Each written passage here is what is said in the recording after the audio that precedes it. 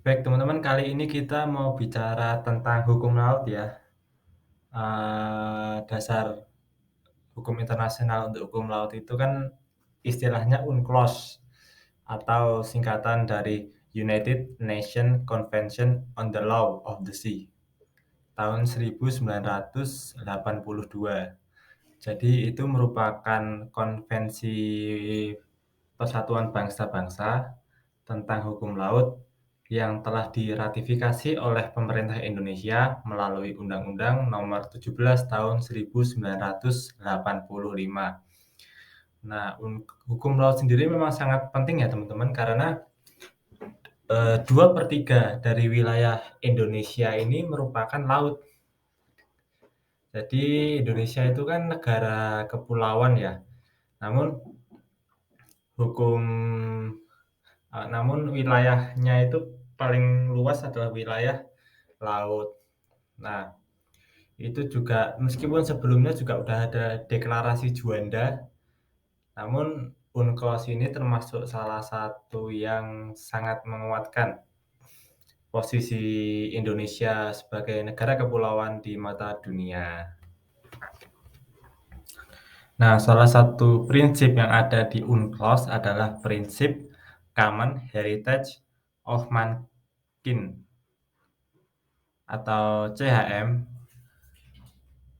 yang merupakan sebuah prinsip yang memberikan kebebasan terhadap sumber daya alam yang terdapat di kawasan dasar laut internasional atau seabed area. Nah, sumber daya alam yang terkait dengan laut itu ada apa aja sih teman-teman? Yang pertama adalah perikanan. Nah, terutama Indonesia kan juga wilayah yang di musim-musim tertentu ikan itu ngumpul di Indonesia. Jadi nelayan dapat tangkapan yang banyak. Meskipun kadang juga ada kapal-kapal asing yang nakal, teman-teman. Lalu yang kedua adalah kekayaan pesisir. Kekayaan pesisir juga terkait sumber daya laut di Indonesia yang bisa dimanfaatkan. Setelah itu ada tanaman mangrove. Tanaman mangrove itu banyak sekali fungsinya. Salah satunya untuk mencegah abrasi. Lalu ada juga padang lamun. Lalu kalau di tepian itu ada rumput laut maupun objek pariwisata. Lalu kalau yang di dalam, di tengah laut itu kan ada energi dan juga pertambangan. Ada tambang di tengah laut. Makanya kalau di dunia tambang itu kan ada istilah offshore ya teman-teman, atau tambang yang berada jauh dari daratan ataupun di tengah laut. Yang isinya apa? Isinya bisa minyak ataupun gas alam di bawah laut. Meskipun ada dua pendapat ya teman-teman mengenai prinsip ini, kalau misalnya dari negara maju itu memiliki pendapat bahwa CHM itu tidak menghalangi kebebasan untuk secara sepihak mengeksplorasi dan eksploitasi sumber daya yang ada di kawasan.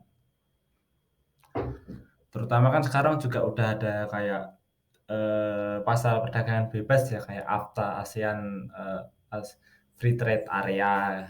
Namun kalau negara berkembang itu berpendapat bahwa peraturan hukum internasional melarang penambangan sepihak. Jadi kalau yang negara maju berpendapat itu bisa menjadi instrumen untuk penambangan sepihak, kalau negara berkembang itu CHM itu bisa menjadi instrumen untuk melarang penambangan sepihak.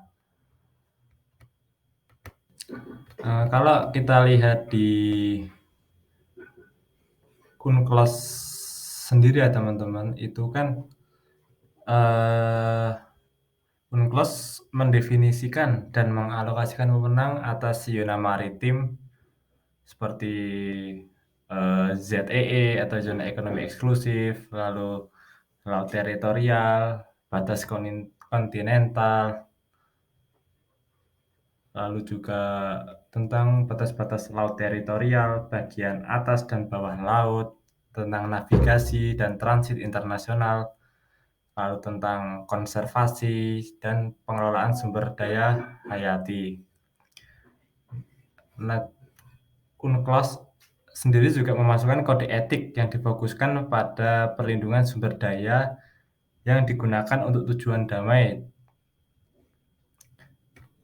kerjasama, dan tanggung jawab untuk kerusakan.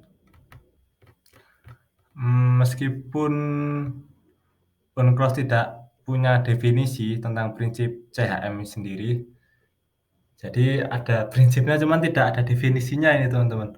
Namun ada dua karakteristik yang dapat diidentifikasi, yaitu CHM berlaku pada kawasan dasar laut internasional dan sumber daya alam yang didefinisikan sebagai seluruh benda padat, cair, dan sumber daya mineral di bawah dasar laut, termasuk seperti kawasan nodul polimetalik. Yang kedua, pemahaman berdasarkan fungsi-fungsi yang ditugaskan kepada prinsip CHM ini yang memiliki sifat universal atau luas ya teman-teman. Jadi untuk bertujuan membentuk sebuah atau mencapai sebuah masyarakat yang egaliter. Dan UNCLOS telah menetapkan bahwa penyampaian tujuan ini merupakan tanggung jawab bersama.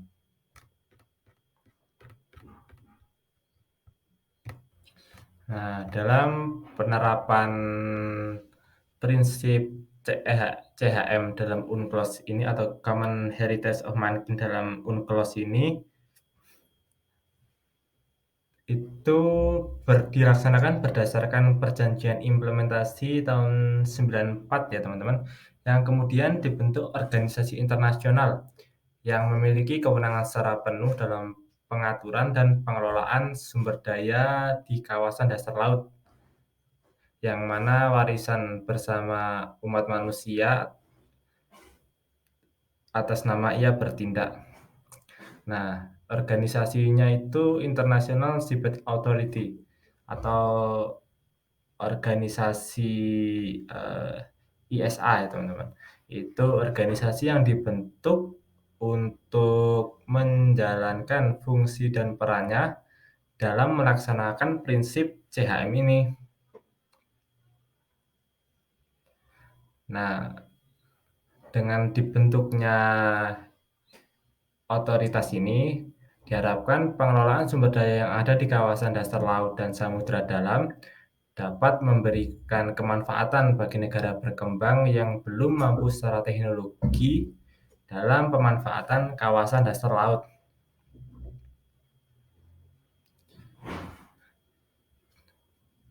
Sehingga tidak hanya dinikmati oleh negara-negara maju. Nah, namun juga menjadi pertanyaan ketika pertama, prinsip CHM sendiri juga belum memiliki pengertian yang jelas. Jadi memang belum ada kejelasan pengertian dalam prinsip CHM ini. Lalu yang kedua, dua pandangan berbeda yang saling bertentangan juga antara negara-negara maju dan juga negara-negara berkembang dalam memahami prinsip CHM ini. Lebih-lebih makin kesini kan juga kepentingan negara untuk memperoleh lebih banyak sumber daya kan juga makin besar ya teman-teman, meskipun itu terkait dengan teknologi ramah lingkungan. Nah,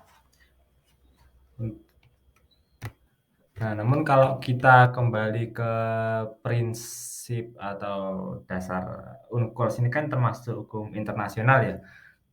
Dalam hukum internasional itu kan tidak ada yang dapat memaksa suatu negara untuk tunduk, karena berdasarkan asas kedaulatan yang berlaku pada setiap negara.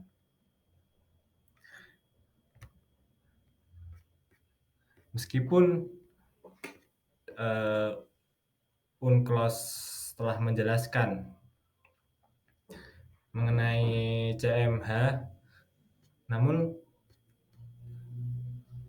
itu juga kembali ke komitmen daripada tiap-tiap negara ya teman-teman atau subjek hukum untuk menaati peraturan-peraturan yang ada. Karena ya kalau sesuatu yang terkait dengan sumber daya mineral itu kan memang cukup rumit, entah di daratan atau di lautan itu sama-sama rumitnya ya teman-teman, terkait dengan, eee, sumber daya terutama negara-negara yang memiliki sumber daya mineral yang banyak, itu kan biasanya kepentingan-kepentingan luar negeri juga turut masuk ke pemerintahannya. Nah, jadi gitu dulu teman-teman, mengenai CHM ini, kurang lebihnya mohon maaf. Wassalamualaikum warahmatullahi wabarakatuh.